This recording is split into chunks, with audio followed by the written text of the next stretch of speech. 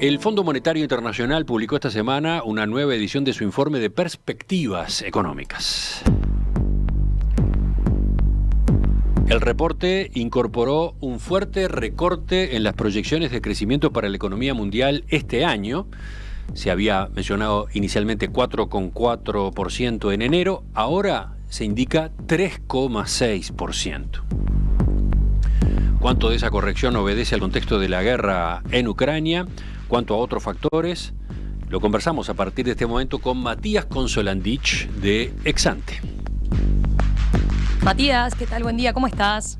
Buen día, muy bien, ¿y ustedes? Matías, comencemos, si te parece, por repasar las principales cifras, ¿no? ¿Qué espera el FMI que pase con la economía mundial este año y cuán importante fue la revisión del pronóstico? Emiliano recién adelantaba las proyecciones de 2022, pero también cambiaron los pronósticos para el año que viene, ¿verdad? Sí, como adelantaba Emiliano, la revisión a la baja en las proyecciones de crecimiento que hizo el fondo fue bastante importante. Las cifras del informe marcan que el PIB mundial crecería 3,6% en el promedio de este año, en lugar de 4,4%, como señalaba la estimación previa de enero. A su vez se ajustó a la baja, aunque en una magnitud menor, el pronóstico de crecimiento global para 2023. En este caso, también se aguarda un crecimiento promedio de 3,6% frente a una estimación de antes que era de 3,8%. Uh-huh. El recorte de pronósticos, digamos que era algo previsible con la guerra, ¿no? Ahora, ¿es esta la causa del deterioro en las perspectivas de crecimiento o también hay, otros factores que estén jugando? Bueno, la guerra entre Rusia y Ucrania es sin duda la principal razón detrás del menor dinamismo económico que espera el fondo, pero no es la única razón. A este escenario se le suma el contexto de alta inflación que estamos viviendo en el mundo, que está parcialmente, pero no únicamente, alimentado por la propia guerra y que también afecta a la actividad económica. El propio Fondo Monetario revisó al alza las proyecciones de inflación para estos años. Decía que la alta inflación afecta a la actividad, entre otras cosas, porque lleva a los gobiernos a retirar de forma más temprana los estímulos monetarios y los estímulos fiscales que puso en pandemia. También sucede que los salarios no se van a ajustar probablemente al mismo ritmo que la inflación, por lo que los hogares van a perder poder de compra de sus ingresos. Esta discusión que estamos teniendo en Uruguay también se está suscitando en realidad en todo el mundo, y a todo lo anterior se suma la situación de confinamientos por COVID que estamos viendo en China. Entonces, la conjunción de todos estos factores llevó a una revisión a la baja bastante generalizada para el PIB mundial para este año.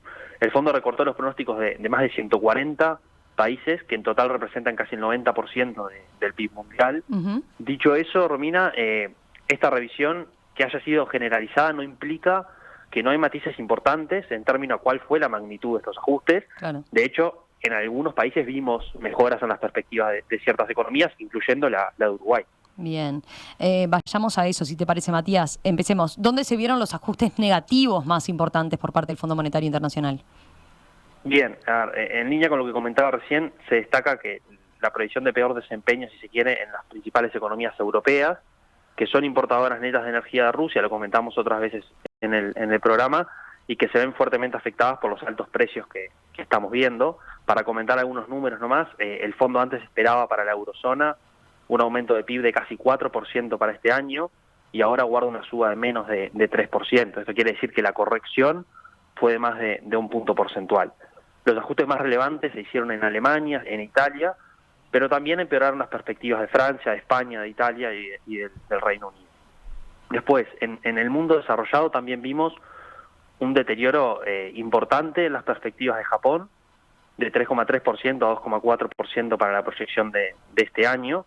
En Estados Unidos la revisión fue, si se quiere, de solo 3 décimas, se espera un crecimiento de 3,7%, pero no debemos olvidar que en el informe anterior ya se había revisado bastante a la baja este pronóstico. Matías, ¿y qué pasó a nivel de las economías emergentes? ¿Acá también el deterioro de los pronósticos fue tan extendido?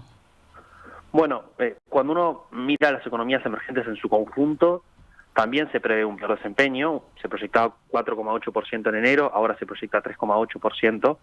El ajuste fue incluso mayor que en el caso de las economías desarrolladas, donde la proyección agregada pasó de 3,9 a 3,3% para este año.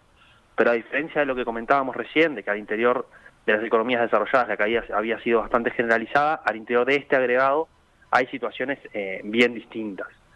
Los ajustes, si se quiere, más relevantes se vieron en los países en guerra. En Ucrania se estimaba de forma muy preliminar, obviamente, que la contracción del PIB sería mayor al 35%. En Rusia se aguarda una caída de más de 8% para el promedio de este año. Después hay algunos ajustes, si se quieren, importantes en las economías emergentes de Europa, sobre todo las que están en la zona del Báltico, por las dificultades que enfrenta el comercio de esa zona. Y después para China, el fondo espera un crecimiento de 4,4% este año, son unas 4 décimas menos de lo que proyectaba en enero. Es una tasa que no luce muy elevada para China, que está enfrentando, como decía recién, dificultades por la política de confinamientos con el COVID. Ahora, por otro lado, tenemos algunas economías emergentes que se están beneficiando de un contexto, si se quiere, de precios de las materias primas más altos. A ver, mencionemos algunos ejemplos, si te parece. Bueno, eso es particularmente cierto para los países que exportan petróleo, que vieron los precios del crudo subir más de 35% en lo que va del año. Por ejemplo, el FMI subió en casi 3 puntos porcentuales el crecimiento esperado de Arabia Saudita este año. Es un ejemplo de varios. Y después tenemos países como los de nuestra región, que de algún modo están más alejados del conflicto y que, aunque también se benefician de un contexto de altos precios de los commodities, importan petróleo, por lo tanto acá el efecto es, si se quiere, más bien acotado. Repasemos esos números ahora para nuestra región. Entonces, ¿qué se espera en términos de crecimiento en América Latina?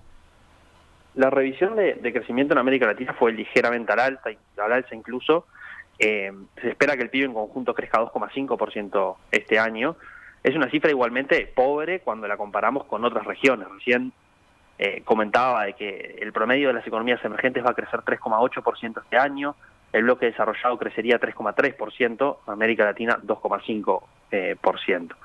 Si miramos a nuestros vecinos, el fondo mejoró las perspectivas de crecimiento, pero también siguen marcando un magro desempeño en 2022. Las proyecciones en los dos casos están alineadas con lo que marcan las encuestas locales de expectativas. Para Brasil, el FMI estima que el PIB crecería menos de 1% este año. Para Argentina proyecta un crecimiento de 4%, pero seguramente en este último caso muy afectado por el efecto arrastre del crecimiento del final de 2021 que vimos en Argentina. Matías, te propongo ver ahora las cifras que el fondo proyecta para nuestro país, para Uruguay. ¿Cómo se comparan esas cifras con las de los analistas locales, por ejemplo? Bien, también están relativamente en línea con las proyecciones de los analistas locales. El fondo espera un crecimiento de 3,9% este año. Nosotros fuimos un caso donde se revisó a la alza la proyección. La cifra anterior era de 3,2%, que se había publicado en octubre. Su estimación es ligeramente superior a la mediana de la última encuesta de expectativas que publicó el Banco Central, que es de 3,8%, pero igual es algo menos de la proyección que tenemos nosotros en Exante, que es de 4,9% para el promedio de este año. Bien, en síntesis, Matías, a ver, ¿cómo están valorando ustedes este nuevo set de proyecciones internacionales? Bueno, diría que la guerra trajo un deterioro relevante en las perspectivas de crecimiento para la economía mundial, eso es un hecho, pero nos parece importante marcar que si se cumplieran estas proyecciones que comentaba recién, el PIB global igual tendería a crecer en torno a la media de los últimos 50 años. Es decir, pese a este deterioro, no estamos ante un escenario de fuerte enlentecimiento de la economía mundial. Ahora, de todos modos, existen diversos riesgos a este escenario que, a diferencia de otras ocasiones, no parecen estar muy balanceados, sino que más bien están sesgados hacia escenarios más negativos para la actividad global. Por un lado tenemos la incertidumbre respecto a cuánto va a ser la duración y la intensidad del conflicto bélico, con los potenciales efectos que eso tiene sobre los precios de las materias primas y sobre los precios de la energía. Después, tenemos también en curso un proceso de ajuste monetario en Estados Unidos, que comentamos en otras ocasiones en el programa, dado los altos niveles de inflación. Una suba de tasas muy fuerte podría inducir a un enfriamiento importante de la demanda mundial. Y a todo esto se le suma los riesgos de que la economía de China se frene más, porque todavía la verdad es que luce bastante incierto cuándo van a terminar desmantelándose estas medidas de confinamiento que están afectando a la actividad china y que también están afectando la operativa de comercio exterior de China con otros países. Matías, gracias por este análisis a propósito de estas previsiones del Fondo Monetario Internacional que prevé un peor desempeño de la economía mundial en 2022 por la guerra, aunque, claro, como veíamos, con matices relevantes entre los países. Volvemos a conversar con ustedes en los próximos días. Un abrazo. Gracias a ustedes. Hasta la próxima.